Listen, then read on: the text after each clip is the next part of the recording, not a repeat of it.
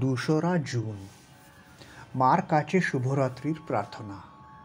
মা, এই জগৎ ভ্রান্তির জাল, এটা থেকে কিছুই পাওয়ার চেষ্টা আমি করি না। আমি কিছু চাই না। তোমার অল্প আশীর্বাদেই আমার পুরো জীবন ঐশ্বরিক আনন্দ ও শান্তিতে ভরে যায়। তাহলে আমি সেই নগণ্য পার্থিব ধন সম্পদ কেন চাইব? আমাকে আশীর্বাদ করো মা, এবং আমাকে তোমার কৃপার বিস্ময়কারী সামর্থ্য উপলব্ধি করাও।